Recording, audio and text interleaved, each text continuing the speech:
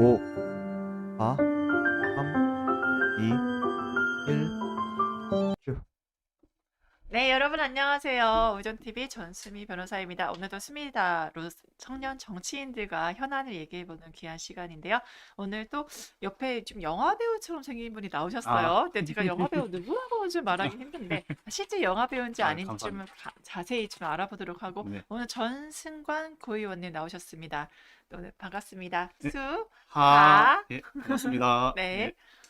네, 제가 영화배우라고 하는데 좀 평소 때 그런 얘기 많이 듣지 않았어요? 아니요, 전혀 못 들었는데요. 영화 배우라고 해서 깜짝 놀랐습니다. 네, 그 네. 인간관계를 평소 때 어떻게 하셨길래? 아, 그러게요. 인간관계를 다시 한번 생각해봐야 되겠네요. 네, 그래서 오늘도 이제 그 각 지역의 위원장님들이 이제 좀 본인이 이 친구를 우리 지역 대표로 좀 보내서 지역 홍보도 하고 좀 네. 지역 이미지를 좀 좋게 해야겠다 이렇게 추천을 받거든요, 저희가. 네. 그래서 이제 하고 있는데 아니 김영주 국회 부의장님이 원픽이에요. 그러니까 다른 분들은 아까 서초가 네. 최은상 위원장님 2명 추천하시고 막 한 명 다 다른데 네. 본인이 김영주 부의장님이 원픽인 이유가 뭐라고 생각하세요? 김영주 가운데 부의장님께서 항상 저를 생각해 주시고 계시는데, 더 좀 일을 잘하라는 뜻으로 좀 채찍질을 하고 또 이런데 나가서 더 많은 경험을 쌓아라 이렇게 하는 것 같은 느낌이 좀 듭니다. 예. 그러면 전에는 그래서 오늘은 제가 구의원님이라고 소개해 네, 드렸잖아요. 네. 근데 그럼 전순관 구의원님은 구의원 하기 전에 그러니까 네. 어떤 사람이야 어떻게 살아왔던 사람인지 네. 그리고 정치를 어떻게 입문하게 정치인이 된 건지 궁금해 하시는 분들이 있으실 것 같아요. 저 네. 소개 좀 해주세요. 저는 올해로 33살인데요. 뭐 노안처럼 보여서 33살이라고 안 보는 사람들은 많은데 제가 올해 33살이고 그 25살 때 처음 국회에 정치에 입문했다고 볼 수 있는데요. 그때 19대 국회 때 입법보조원으로 먼저 무급으로 하면서 일을 배웠고 또 20대 국회, 21대 국회 이렇게 차근차근 국회 보좌진의 길을 걸어왔었습니다. 그러면서 입법보조원 그리고 인턴 또 9급 비서, 7급 비서 또 5급 비서관 이렇게 차근차근 국회 보좌진의 길을 걸어왔다가 이 지방 정치에 대한 필요성과 또 하고 싶은 또 마음도 있어서 그게 어떻게 이제 잘 맞아가지고 이번에 구현이 됐습니다. 예. 그렇죠. 국회 입법보조 이제 프로그램에서 그거 참여를 하신 게 시작인 것 같은데 네. 거기를 참여하게 된 계기가 좀 있으신가요? 사실 그때는 25살 때였는데 그때 고시원에 혼자 살았었어요. 고시원에 살면서 어떻게 이제 살아야 되나 그런 고민들 그때쯤 나이 때 많이 하게 됐는데 그때 좀 이왕 사는 거 더 좋은 세상을 위해 좀 살자라는 마음을 오. 가졌었고 그러면서 여러 가지 모임도 나가고 뭐 독서 모임도 나가고 그렇게 얘기를 나누다가 어떤 한 선배께서 이제 입법보조원이라는 게 있다 한번 지원 한번 해보겠냐라고 해서 뭔지는 몰랐어요. 국회 비서가 있는지도 몰랐고 그때 당시에는 그래서 무급 입법보조원 일을 하게 됐었는데 그러니까 뭐 국회 공고가 이렇게 나왔어요. 입법 공고가 공고가. 나왔어요. 국회 뭐 채용 뭐 그런 게시판이 따로 공고가. 있는데 거기에 올라와 있어서 지원했는데 얼떨결에 돼가지고 일을 좀 했습니다. 사실 한 3개월 정도였는데 7월달, 6월달이나 6월달부터 시작했는데 국정감사 기간 중간에 나오는 그런 기간제였거든요. 그래서 국정감사를 하다가 이게 국정을 다루는 또 집행부 또 정부를 감시하는 그런 견제하는 역할에 해서 매력을 많이 느껴가지고 좀 더 하고 싶다라고 해서 한 2개월, 2개월, 3개월 동안 하면서 국정감사도 이제 하면서 이제 국회 보좌진으로 길을 걷게 되었습니다. 그러면은 그 입법보조 프로그램 참여하기 전에 그 학생으로서의 네. 그 전순간은 어떤 사람이었어요? 상당히 재미없는 사람이었어요. 뭐, 오늘 유튜브 큰일 났다. 어떻게 하지? 이제 갑자기 뭐 술자리로 자주 안 나가고 뭐 그냥 뭐 산책하는 거 좋아하고 운동하는 거 좋아하고 지금 그런 말씀하시는 게 거의 제가 직전 방송에 최은상 위원장님 네. 했는데 거의 옆에 비슷한가요? 최은상 주니어가 앉아있는 느낌. 너무 오늘 방송 굉장히 걱정되네요, 너무 지금. 노잼으로 또 이게 또 네, 그렇게는 또 지금 곤란한데요, 제가 저도. 김영주 의원님께 감히 항의할 수도 없고 이게 어떻게 되는지 저는 이게 더 유머 생각이 안 생각을 되네, 좀 이게. 키우겠습니다. 걱정. 네, 그래서 네. 하셨고 네. 그러면 지금 이제 여러 가지 이제 구의원 활동 같은 거 좀 하시잖아요. 네. 그래서 활동하시면서 뭐 내가 이제 그 국회에 입성하기 잘했다. 음, 아니면 뭐 기억에 남는 좀 에피소드 이런 거 있으세요? 구의원 활동하면서요. 음. 사실 국회도 정치고 구의회도 정치고 똑같은 그 전에 의회인데 좀 물어볼게. 예. 그 전승관에게 김영주는 땡땡땡이다. 아, 이거 오프 더 레코드라는 거 충분하게 말씀드릴 수 있는데 저는 아. 사실 참모 출신이니까 저한테서는 정치적 스승 그리고 또 어떤 한편에서는 뭐 이런 말씀 드려도 모르겠지만 어머니 같은 분이시죠. 어머니. 예. 근데 아까 오프 더 레코드라면 좀 더 다른 말씀을 하신다라고 이게 그러면 김영주 의원님에 대해서 얘기할 때는 네. 지금 오프 더 레코더와 이 방송이 좀 다른가 봐요. 그쵸? 그렇진 않습니다. 그렇진 않고요. 아무튼 뭐 대답 어머니 잘하셔야 같은 분 됩니다. 네. 그렇게 저는 생각하고 있습니다. 네, 지금 그 방송 보신 분도 알겠지만, 전승환 의원님이 이제 방송용으로 생각하시는 멘트와 네. 이제 실제 생각하시는 김영주 의원님 생각이 좀 다르구나라고 이제 오해를 좀 하실 수 있을 것 그런 건 안 돼요. 같아요. 제가 네. 말실수를 했네요. 제가 유튜브 네. 방송 처음이라 네, 그래서 말실수를 좀 정정하는 했습니다. 기회 드리겠습니다. 여기 예. 김영주 의원님 보신다고 생각하시고 네. 짧은 여성 편지 부탁드립니다. 부회장님이 항상 저를 생각해 주시고 또 제가 또 더 성장할 수 있게끔 채찍질도 해주시고 또 격려와 조언도 아낌없이 해주셔서 늘 감사하게 생각하고 있습니다. 제가 이 방송을 나와서 재미있게 하고 싶은데 지금 노잼 이미지로 돼서 지금 곤란한 상황인데요. 더 고군분투해서 재밌게 방송하겠습니다. 추천해주셔서 감사합니다.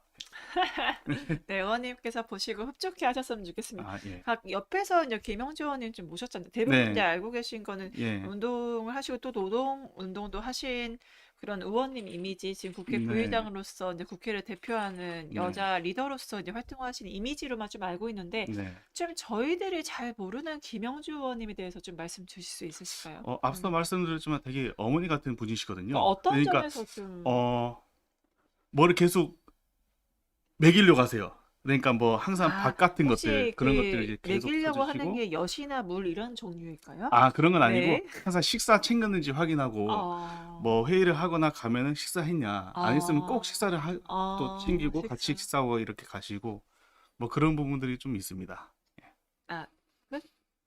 김영주 의원님이 이렇게까지 매력이 그렇기도 밥- 하고 음. 사실 엄청난 해안을 갖고 계신 분이라고 또 어떤 생각을 점에서요? 하는데요. 뭐 어떤 문제가 있었을 때 그렇게 뭐 의장님께서 어떤 문제가 있었을 때 구체적으로 에피소드 좀 있어요? 뭐 해안에 에피소드? 대한 에피소드? 에피소드 없는 걸 만들어내려면 굉장히 힘들죠, 여러분. 그렇죠. 네. 에피소드는 많은데 제가 말 주변에서 갑자기 생각이 안 나네요. 네. 없는 걸로 하겠습니다, 그런 것도 되게 여러분. 많고 또 사실 되게 영등포 주먹이라고 많이들 이렇게 지역 주민께서 말씀 왜 많이 해주시거든요. 주먹이에요? 그러니까 주먹을 뭐 이거 폭력을 사용해서 주먹이 아니라 과감하게 결단력도 높고 또 실천력도 엄청 뛰어나다. 사실 결단력 여장부라고 이제 보시면 이건 좀 되거든요. 여장부이시죠, 예, 여장부이시죠. 예.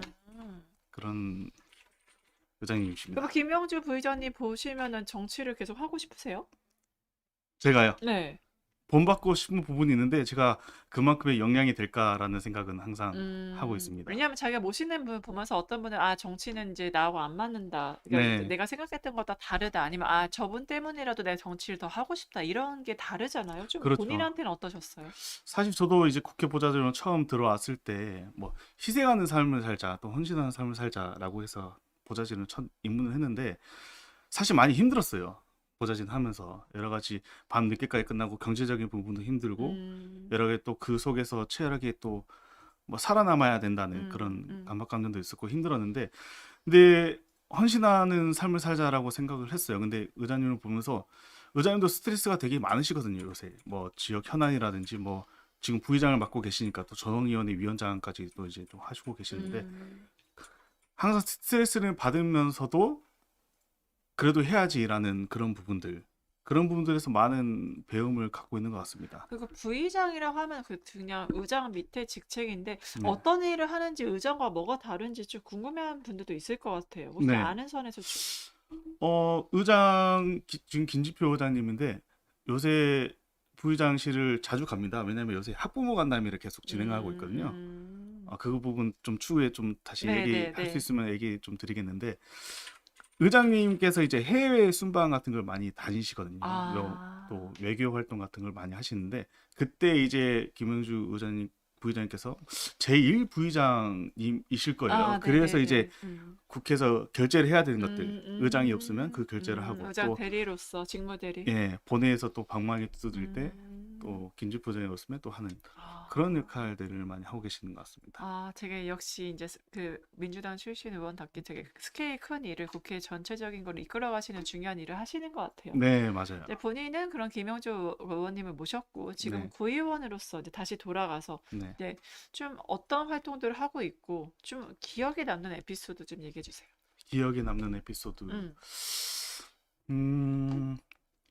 일단 지금 구에서 지금 사회건설위원회 부위원장을 맡고 있는데요. 그리고 그 전에는 추경 때는 예결위 위원장을 맡았었습니다. 그때 불과 취임한 지 한두 달 만에 이렇게 위원장을 맡았는데 그거는 물론 다른 선배 동료 의원님들께서 제가 뭐 국회 보좌진을 하면서 뭐 국정 운영과 뭐 예결선 심사 같은 경험이 있기 때문에 그 임무를 주신 것 같은데 그러면서 사실 야당이기 때문에 되게 예산 같은 것들을 많이 꼼꼼히 봤거든요.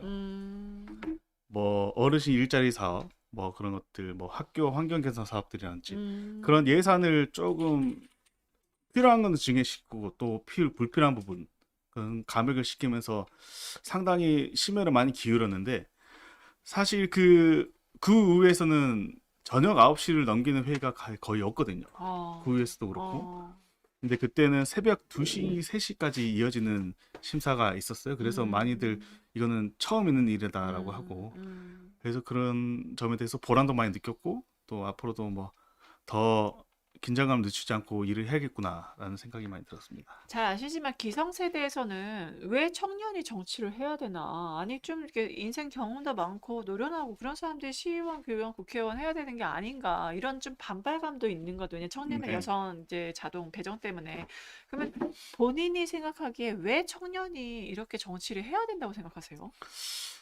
청년 정치인의 제일 강한 특징 중 하나는 시대적 흐름에 조금 더 빠르게 좀 나가서 또 진취적이고 혁신적인 의정 활동을 할 수 있다라고 생각을 합니다. 근데 아까 변호사님께서도 말씀하셨지만 사실 정치라는 것이 여러 이해관계 속에서도 효율적인 결정을 해야 되는 건데 그 결정을 하기 위해서는 경륜도 있어야 되고 충분한 지식도 있어야 되는 건 맞습니다. 근데 다만 그런 것들도 우리 젊은 청년들은 충분히 할 수 있다고 생각하고 또 더 혁신적이고 더 진취적이게 할 수 있기 때문에 청년 정치 필요하다 이렇게 생각을 하고 있습니다. 보시는 분들이 청년이 왜 정치하는 거에 대해 정치를 왜 해야 되는지에 대해서 그런 것들이 오늘 전승환 구의원님 말씀 통해서 좀 그 같이 공감했으면 좋겠다라는 개인적인 바람을 좀 하게 됩니다.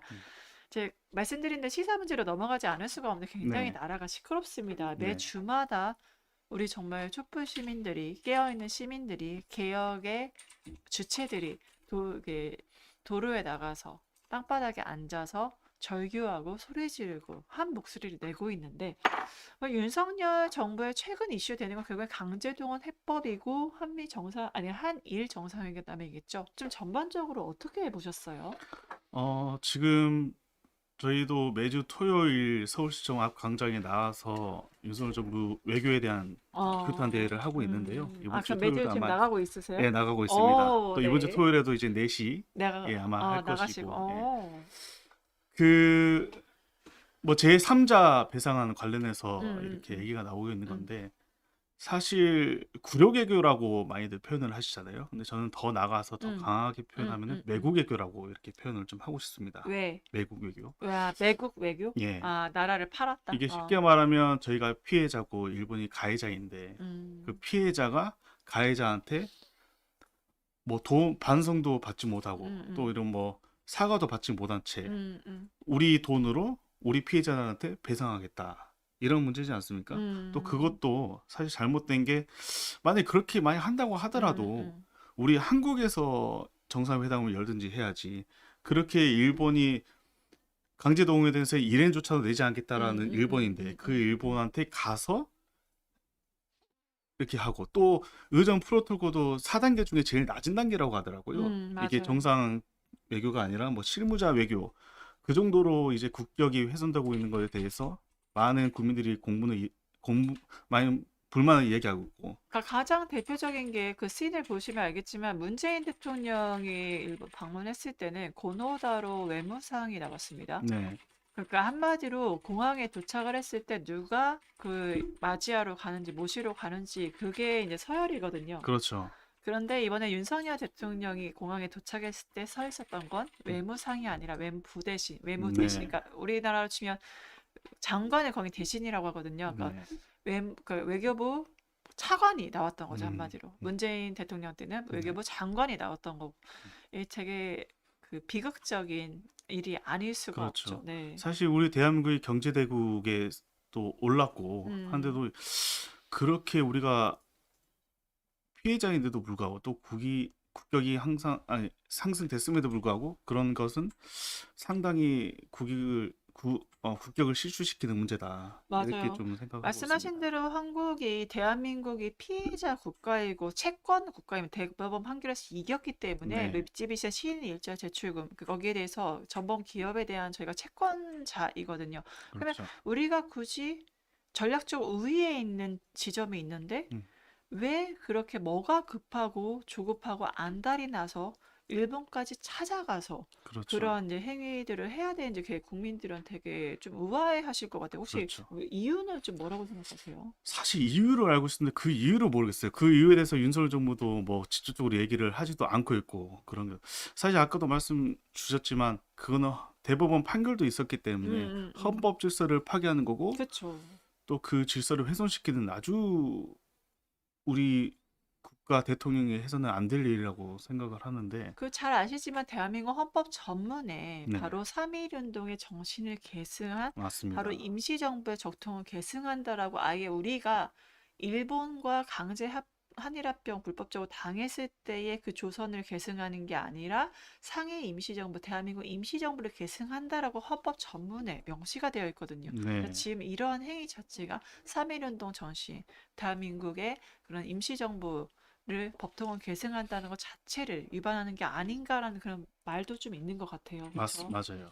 그리고 뭐 우리 뭐 한미일 외교 관계에서 충분한 실익이 있고 또 그렇다면 모르겠는데 그런 실익도 지금 보여주지 않는 상황에서 그리고 우리 정부에서 기자회견을 한 거지 않습니까? 사실 일본과 뭐 어떤 합의조차도 이루어지면서 공동으로 뭐 얘기를 하는 것도 아니고 그런 거에 대해서 많은 좀 아쉬움을 느끼고 있습니다.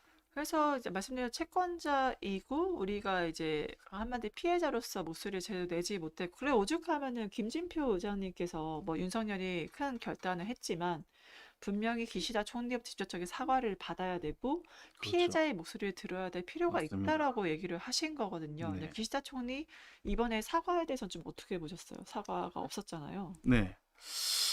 사과도 없다라는 것이 그러니까 그것 때문에 이제 공분을 일으키고 있는 건데 그러니까 역대 내각의 입장을 계승한다. 이제 네. 거기까지만 말하고 사과는 이런 방구도 없었거든요. 좀 네. 그런 것들은 어떻게 보셨어요?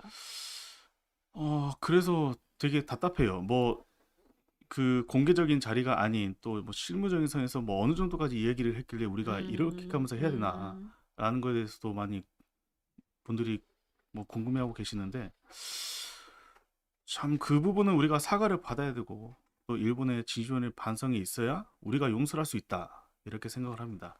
예. 지금 이제 아마 PD님께서 띄워주실 텐데 오죽하면 여러분들 이건 국민의 생존권하고 걸린 거잖아요. 네. 그 후쿠시마산 수산물 네. 를 이제 그것도 얘기하고 일본군 성노예 문제도 이야기하고 독도 네. 문제도 얘기했다. 이게 네. NHK에 이게 보도가 됐고 심지어 기시다 총리 본인이 뭐라고 했냐? 이거는 우리가 터놓고서 좀 얘기한 사안이다. 그게까지 지금 보도가 나오고 있어요. 네. 대통령실은 강력하게 부인하거나 아니면 그걸 숨기려 하고 있거든요. 이러한 이 모든 것들 결국에는 이제 지금 화면 띄우시지만 그 후쿠시마산 수산물 그다음에 멍게에 대해서 수입을 요청을 하자 멍 개소리요 이런 이런 언론 보도까지 지금 나오고 있는 상황이거든요. 그래서 총체적으로 좀 어떻게 보셨어요?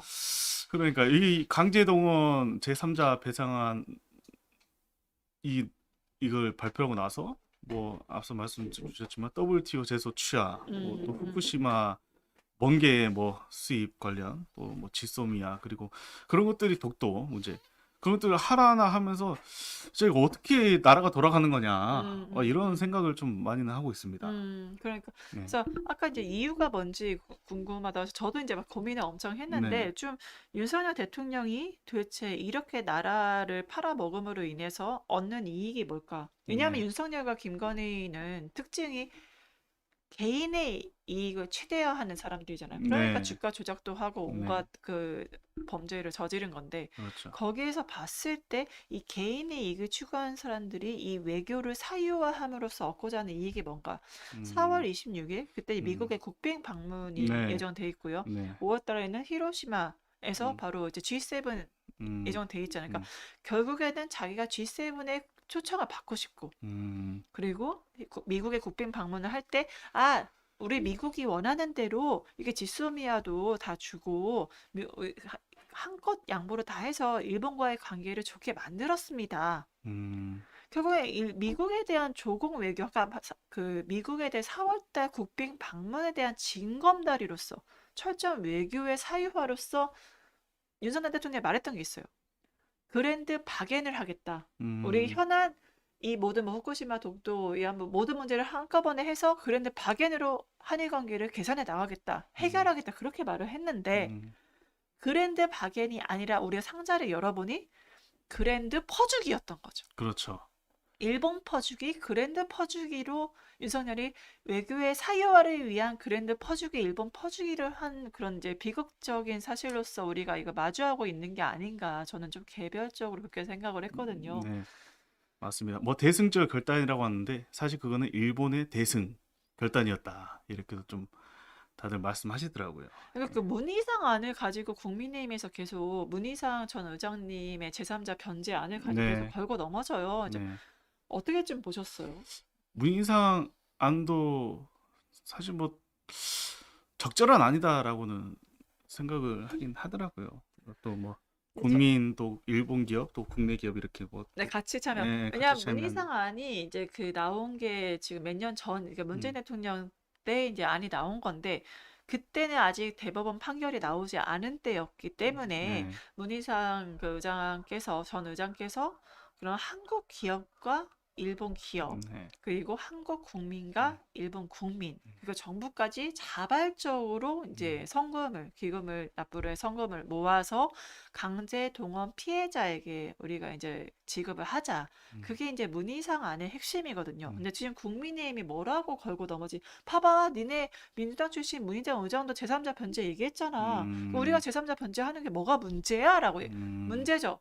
그때는 맞지만 지금은 틀리다. 그냥 그렇게 한 것도 어느 정도 피해자와 계속 얘기를 하면서 어느 정도 동의를 이끌어내고 있는 상황이었고 무엇보다 지금 윤석열의 제3자 변제안과 문희상의 변제안이 다른 이유는 가장 큰 게 있습니다.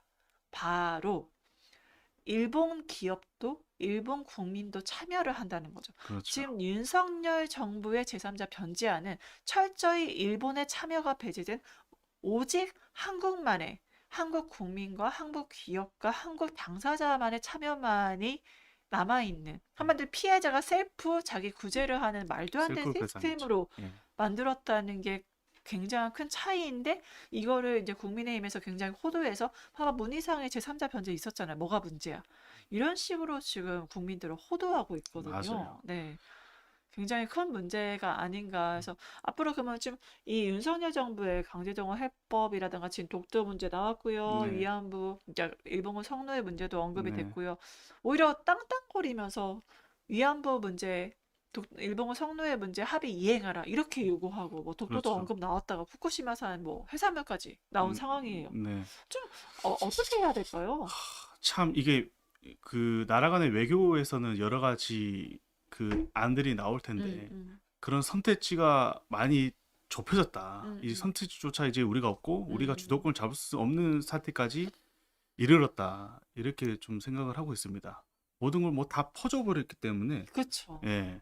그러니까 그랜드 퍼주기를 했기 때문에 사실 외교는 주고받는 건데 그렇죠. 우리가 완전히 완벽한 양보였기 네. 때문에 오죽하면 일본의 자민당 의원이 이거는 일본의 완승이다.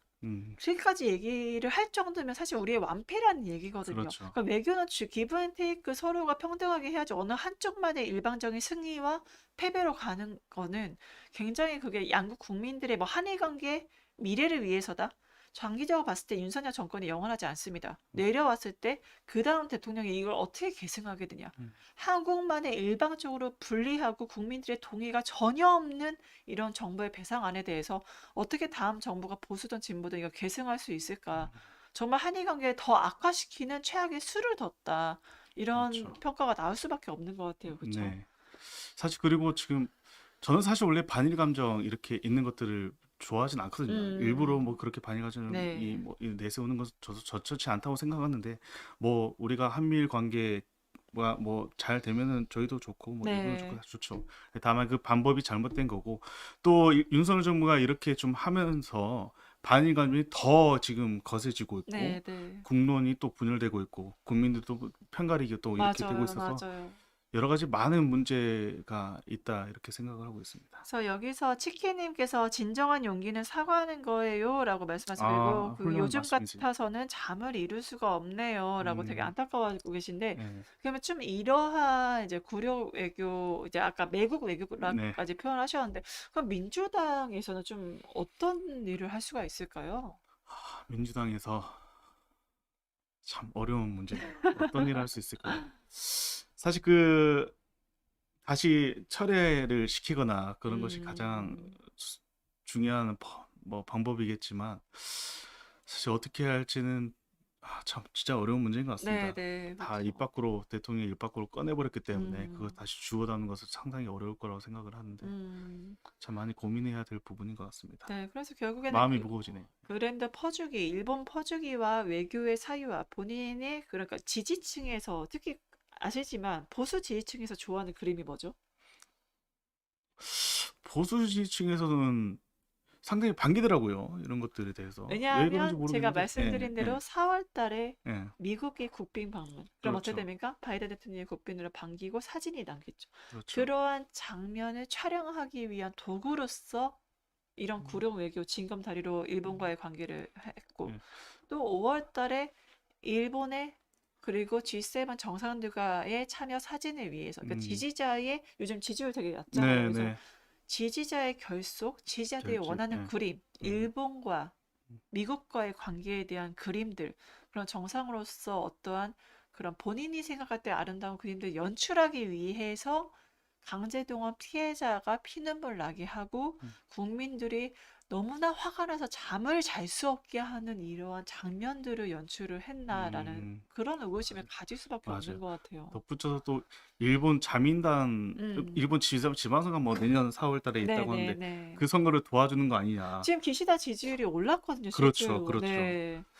그런 정치적인 셈법도 있었지 않았나라는 또 생각도 하게 되는 것 아, 그래서 같습니다. 전 윤석열 대통령이 도대체 만약에 이렇게 저는 제 충격받았던 게 YTN 돌발 영상에서 이제 네. 기자가 물어봐 도대체 이번에 정상회담으로 얻게 되는 한국의 국익이 무엇이냐라고 물어보니까 이렇게 얘기해.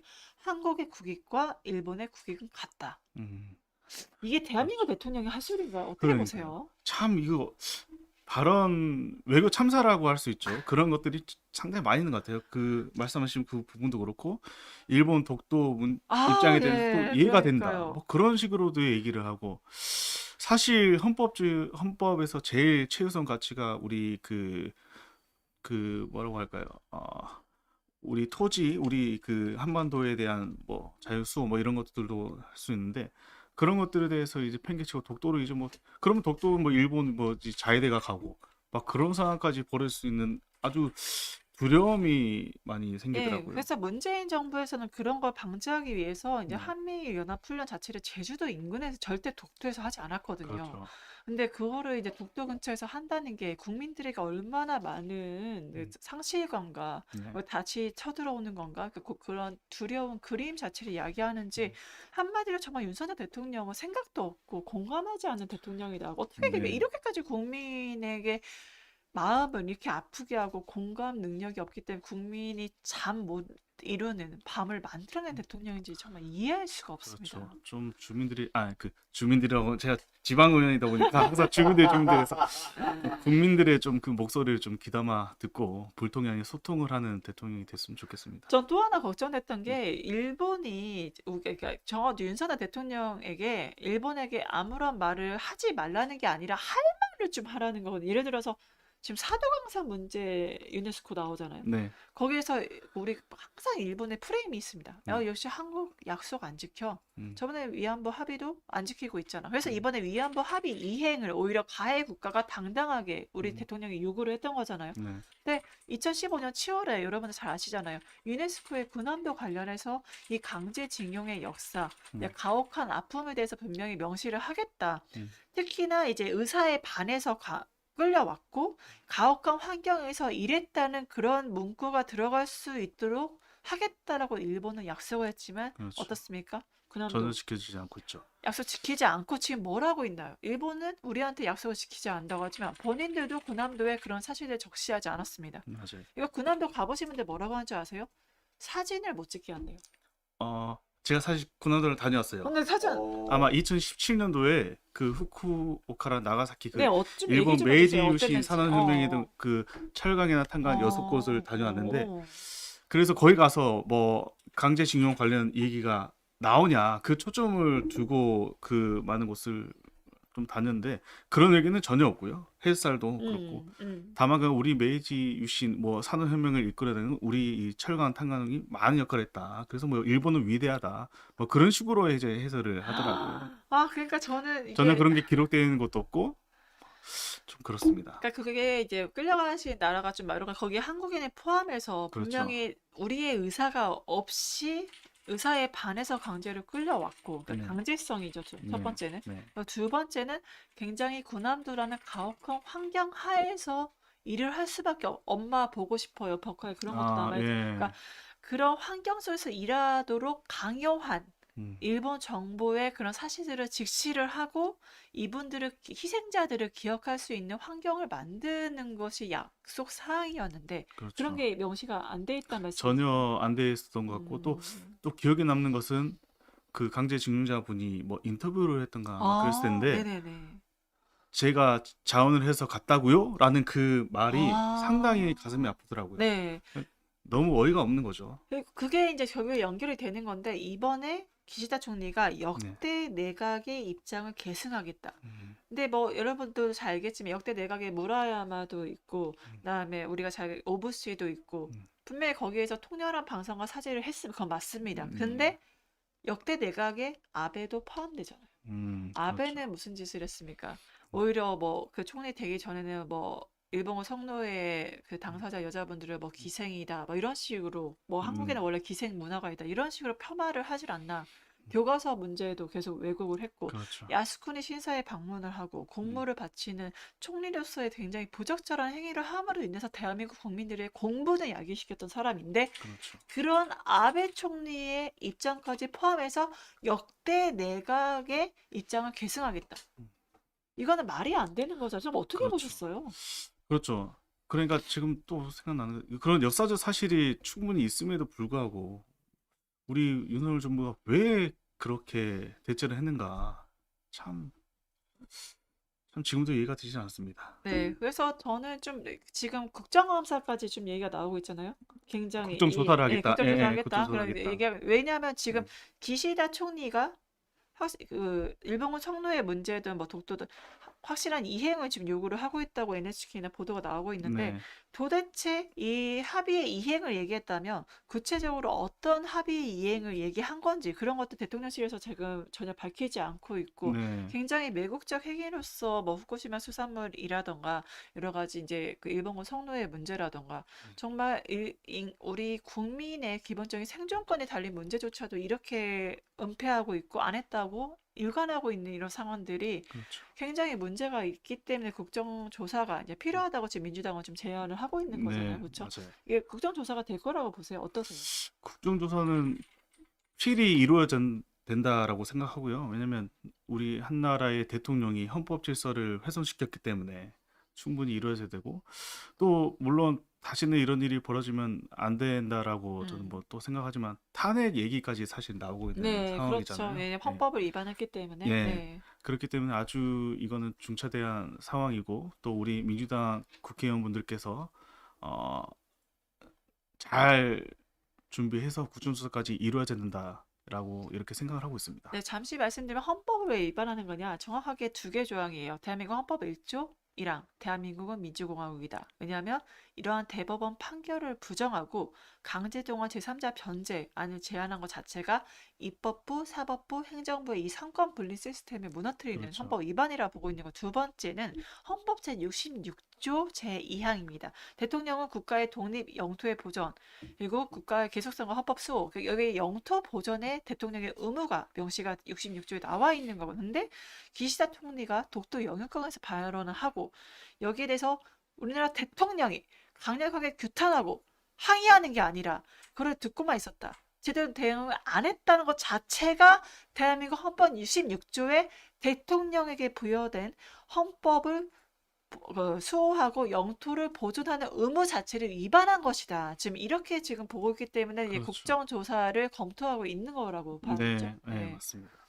그래서 여러분들 이렇게 헌법까지 위반하는 이런 유해 사태에서 이제 민주당이 정말 많은 고심을 하고 있고 일하고 있다는 거 이제 말씀을 좀 주신 것 같습니다. 네, 지금까지 이제 윤석열 대통령 얘기를 일제 강제동원 해법 얘기를 했는데요. 이제 저한테 제안해 주신 게 있어요. 잘 몰랐는데 지금 오세훈 시장이 이제 윤석열 대통령 못지않게 여러 가지 좀 이렇게 5세, 5살 훈이라고 얘기하잖아요. 사고를 지금 치고 있는 것 같아요. 도대체 어떤 내용인지 좀 얘기 좀 해주세요. 사실 지금 정권도 바뀌고 또 서울시장 또 구청장 저희 지역 구청장까지 이제 국민의힘 이렇게 됐는데 되게 불통이라고 많이 생각을 해요. 맞아요. 윤석열 정부도 네, 불통이지만 네네. 오세훈 시장도 상당히 불통을 하고 있다.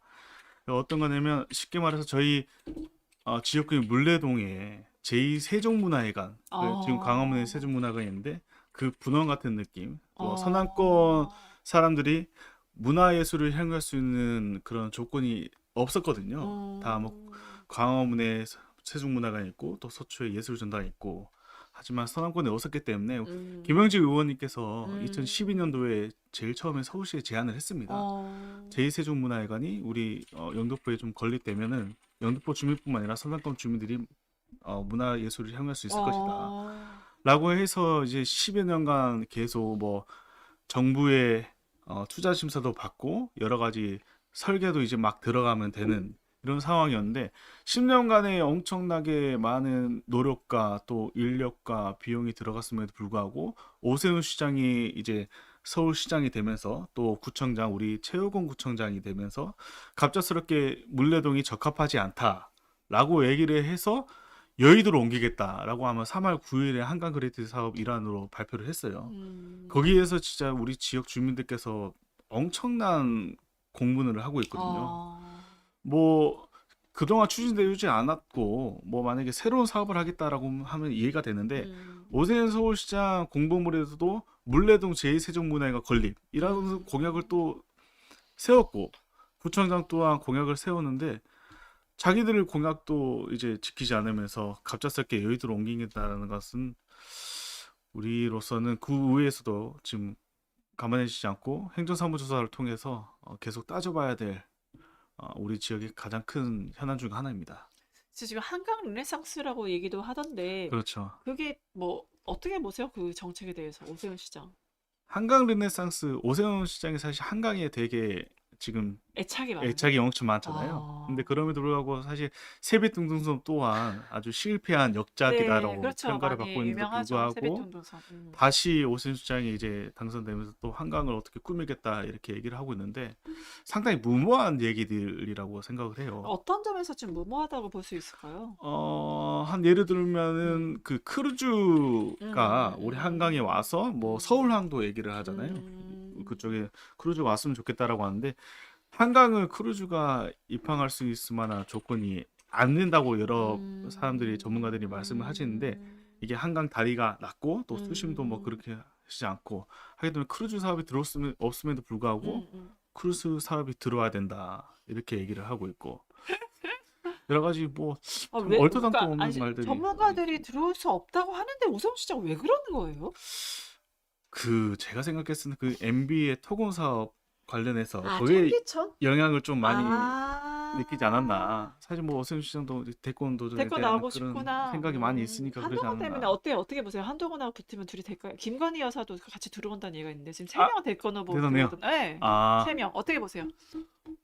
누가 나올지 모르겠지만은 다음 대권은 민주당이 된다. 이렇게 생각하고 아, 있습니다. 예. 민주당이 된다. 네. 뭘로 확신하십니까? 좀 당원들한테 꿈과 희망을 좀 지금 주세요. 윤석열 정부가 아주 일을 못하고 있기 때문에 어. 지금 많은 국민들이 아니 그게 생각하고 민주당 있다면 싫어 국민들이 그러니까 네, 국민의힘은 해야 돼 하지 네, 말아야 돼 일을 하는 정당이고 네, 제일 많이 말씀하신 이거예요. 네. 민주당은 해야 될 일을 안 하는 정당이다. 해야 될 일을 안 하는 그러니까 정당이다. 반사 이익으로 민주당이 된다고 얘기하면 되게 싫어하세요. 그러니까 어떻게 그런가요? 우리가 다음 대권을 차지할 민주당 못하니까 우리가 된다. 이거 너무 아니라잖아. 그렇죠. 예, 꿈과 희망을 좀 주십시오. 민주당 어떻게 하면 어떻게 해서 우리가 정권을 다시 탈취할 건지.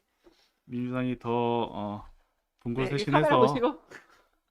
통합의 길을 걸었으면 좋겠고 네. 분열이 아닌 음. 통합의 길을 좀 걸었으면 좋겠고 또 말뿐이 아니라 조금 더 한 목소리를 내서 우리 민생을 좀 더 챙기는 민생정당으로 거듭났으면 좋겠습니다. 네, 지금 체포동의안 앞으로도 계속 이제 이번에 불구속 기소로 가고 있잖아요. 네. 428억 원 빼고서 기소했어요. 그건 좀 네. 어떻게 보셨어요? 검찰. 사실 지금 검찰이 되게 비상식적으로 지금 그렇죠. 이루어지고 있잖아요. 음. 사실 지금 또 논란이 되고 있는 게 당원 개정 관련해서 네, 논란이 되고 당원 있는 80조 저한테 또 물어보시더라고요. 맞아. 그런 거에 대해서 변호사님이시니까 네, 근데 머리 그런 아파. 거에 대해서 지금 그것도 당내 분열이 지금 일어나고 있는데 사실 그 부분은 정치 타당이 맞다라고 생각을 하고 있습니다. 지금 검찰이 이재명 우리 당대표를 공격하기 위해서 여러 루트를 통해서도 계속 하고 있고 음, 기소를 하고 있기 때문에 그 부분은 저는 뭐 적합한 절차였다라고 생각을 하고 있습니다. 그래서 어떤 그 국민의힘 쪽에서는 이게 당원 80조를 그게 이재명의 방탄을 위해서 구비한 거 아니냐 이런 얘기까지 해요. 근데 실제로 그게 만들어진 게 이제 뭐 전에 문재인 대통령께서 네, 당대표에 대해 만들어진 조항인 네, 거잖아요. 예. 다만 지금 제일 처음으로 이제 그 조항에 대해서 뭐 수혜라고도 표현하는데 그거는 적절치 않은 것 같고 아무튼 네. 그런 이제 뭐 기동민 의원님도 그렇고 네, 이제 광주 이수진 의원님도 그렇고 같이 이제 정치 탄압으로 지금 판단을 네, 한 거죠. 이제 네, 이재명 대표님뿐만이 아니라 네, 네, 사실은. 네. 네, 진짜 민주당에서 지금 60명에서 70명 정도 의원님들이 이거 검찰의 압수수색이나 조사나 이런 것들 기소 이런 것들 총체적인 탄압을 받고 있는 상황에서 네.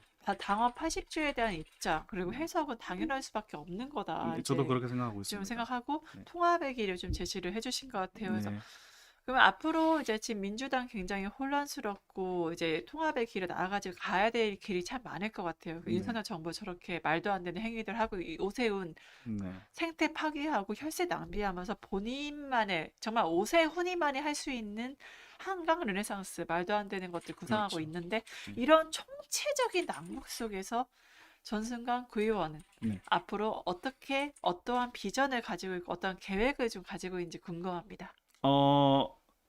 사실 저는 지역 구의원이잖아요. 또 새내기 네, 네. 구의원이고 하고 사실 지역에 대한 신경을 되게 많이 그렇죠. 네. 쓰니까 응, 응. 이게 사실 저는 국회 보좌진 이렇게 했지만 응. 그 국가보다 지역의 길이 더 이제 매몰되는 경향이 좀 있어요. 그래서 이제 국가 정책이 어떻게 되는가에 따라서 어떻게 되느냐라는 것에 대해서 사실 관심 좀 조금 뭐 못하고 있었는데 아무튼 뭐 일본에 대한 뭐 우리 정부의 고려개교 또 그런 또 오세훈 시장의 말도 안 되는 한강 그레이트 사업 또 우리 영등포는 또 우리 영등포 주민들이 영원하던 제2세종문화가 여의도로 옮기겠다라는 이제 국민의힘의 어, 독단적인 행정들을 보면서 이럴 때가 우리가 또 기회다라고 또 생각하고 있습니다. 또 우리 또 결집할 수 있는 또 기회다라고 생각하고 그래서 힘을 합쳐서 우리 국민들을 이제 같이 함께 손잡고 투쟁해야 되는 시기다 이렇게 생각을 음. 하고 있습니다. 사실 위기가 기회라고 하잖아요. 네, 민주당에게는 이게 위기이기도 하겠지만 네, 또 하나의 혁신을 이룰 수 있는 기회가 아닌가 그 말씀을 주신 것 맞습니다. 같아요. 네, 그래서 이 방송을 보고 계신 분들 주로 당원분들이나 정말 그 온 마음으로 민주당을 응원하고 네. 진보에서 거리에서 그 차가운 바닥에 앉아서 그렇죠.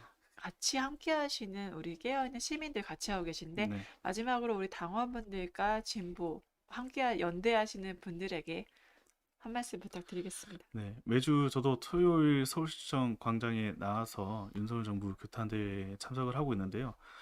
사실 거기가 시멘트 바닥인데도 불구하고 정말 많은 분들께서 오셔서 그 시멘트 바닥에 앉아서 자리도 되게 비좁거든요. 거기서 뭐 네, 맞아요. 오세훈 시장 무슨 공사를 하는지 몰라도 사람들 못 모이게 일부러 네, 공사를 맞아요. 하는 일부러 그런 것 같아, 이렇게 진짜. 지금 하고 있는데 네. 그럼에도 불구하고 이제 국민들께서 많이 모여서 이렇게 한 목소리를 내주고 계시는데 참 뭐 저도 구의원이긴 하지만 정치인으로서 많은 송구스럽게 생각한다는 말씀 드리고 저도 지역에서 열심히 뛰고 우리 민주당 국회의원들도 또 국가를 위해서 또 열심히 뛰고 할 테니까 우리 당원들 분열이 아닌 통합의 길로 같이 가기를 희망하고 또 그 길을 우리 당원분들께서 만들어 주셨으면 좋겠다라는 생각을 합니다.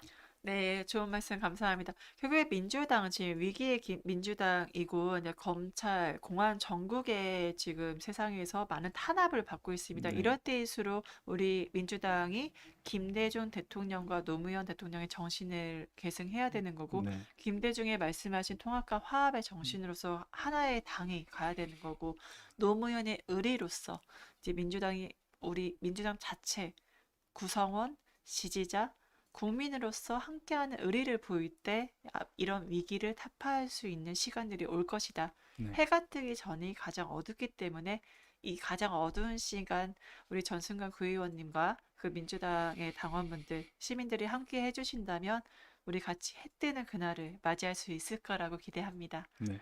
오늘도 좋은 말씀 해주신 네. 전승관 구의원님 감사합니다. 다음 감사합니다. 방송에서도 지역 청년분들을 모시고서 근데 청년인데 청년 이야기는 별로 안 할 것 같아요. 아 그래 근데 해. 아니요 하셔도 돼요. 아니 괜찮습니다.